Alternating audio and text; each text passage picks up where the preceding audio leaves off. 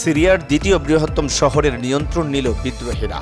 সেনাবাহিনীকে হটিয়ে সিরিয়ার আলেপ্পো শহরের নিয়ন্ত্রণ নিয়েছে বিদ্রোহী গোষ্ঠী হায়াত তাহরির আল শাম HTS।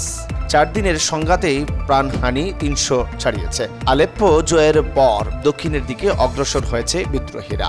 দেশটির দ্বিতীয় বৃহত্তর শহর থেকে সরে যাওয়ার কথা স্বীকার করেছে সিরীয় সেনারা। শনিবার অঞ্চলটিতে বিমান হামলা চালিয়ে রুশ বাহিনীর সহায়তার পরও সুবিধা করতে পারেনি বাশার আল আসাদ বাহিনী। আলেপ্পো দখলকে দেখা হচ্ছে গত কয়েক বছরে বিদ্রোহীদের সবচেয়ে বড় সাফল্য হিসেবে।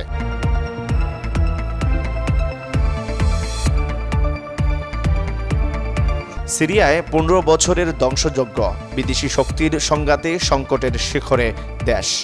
বিদ্রোহীদের উৎপাত কিংবা বিদেশি শক্তির হস্তক্ষেপ, কখনো জঙ্গি গোষ্ঠীর উত্থান, আবার কখনো বিচ্ছিন্নতাবাদীদের উদ্ভব। বছরের পর বছর যেতে হয়েছে রক্তক্ষয়ী সংঘর্ষের মধ্য দিয়ে।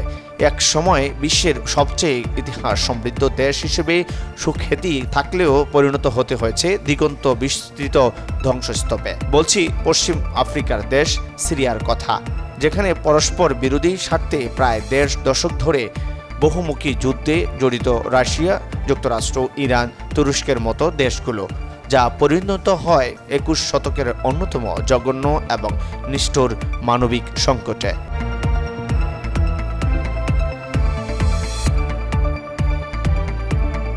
সেনা ও অস্ত্রের জন্য ইউক্রেনের হাহাকার, আরও অগ্রসর রাশিয়া। রাশিয়ার বিরুদ্ধে যুদ্ধে বিপুল সংখ্যক সেনার প্রাণহানিতে বিপাকে ইউক্রেনের সামরিক বাহিনী। রণক্ষেত্রে যেতে পারছে না আহত সেনারাও। এমন পরিস্থিতিতে নতুন করে সেনা নিয়োগের তাগিদ দিয়েছে মিত্র যুক্তরাষ্ট্র। সেনাবাহিনীতে যোগদানের বয়সসীমা 25 বছর থেকে কমিয়ে 18 বছর করার পরামর্শ দিয়েছে। অবশ্য সেনা বহর বৃদ্ধির চেয়ে অস্ত্র ভাণ্ডার সমৃদ্ধিই নজর দিতে চায় কিয়েভ। সেই লক্ষ্যে মিত্রদের কাছে ধর্ণা দিয়েই চলেছে তারা। নেটোর সদস্য পদের প্রত্যাশাও চলছে দৌড়ঝাঁপ।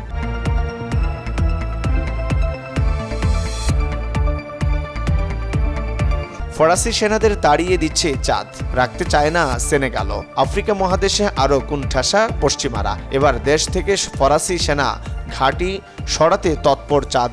এরই মধ্যে প্যারিসের সাথে প্রতিরক্ষা চুক্তি বাতিল করেছে দেশটি। নিজ দেশে ফ্রান্সের ঘাঁটি রাখতে চায় না বলে জানিয়েছে সেনেগালও। সম্প্রতি পশ্চিমাদের সঙ্গ ছেড়ে রাশিয়ার দিকে ঝুঁকছে আফ্রিকার দেশগুলো। এর আগে সামরিক অভ্যুত্থানের পর পশ্চিমা সেনাদের নিজ দেশ থেকে বিতাড়িত করেছে মালি, বুরকিনা ফাসো ও নাইজার।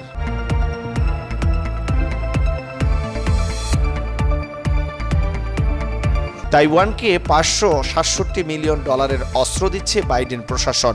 যাওয়ার আগে তাইওয়ানকে $567 মিলিয়ন অস্ত্র বিক্রির অনুমোদন দিয়েছে বাইডেন প্রশাসন। যুক্তরাষ্ট্রের প্রতিরক্ষা নিরাপত্তা সহযোগিতা সংস্থা DSCA এর বরাত দিয়ে আল জাজিরা জানায়, 2025 সাল থেকে তাইওয়ানে F-16 যুদ্ধবিমান সহ রাডার সিস্টেমের খুচরা যন্ত্রাংশ সরবরাহ শুরু হবে। মার্কিন পররাষ্ট্র মন্ত্রণালয়ের অনুমোদিত এই বিক্রয় প্রস্তাব তাইওয়ানের নিরাপত্তা জোরদারে সহায়তা করবে।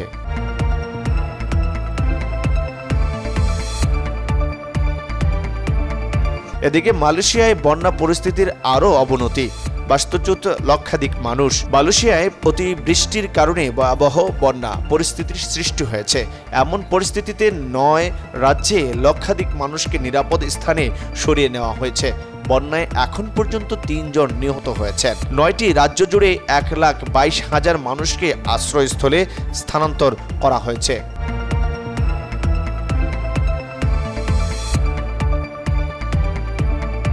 ছয় হাজারের বেশি ইউরেনিয়াম সমৃদ্ধকরণ সেন্ট্রিফিউজ বসাচ্ছে ইরান। 6,000-এর বেশি ইউরেনিয়াম সমৃদ্ধকরণ সেন্ট্রিফিউজ বসাচ্ছে ইরান।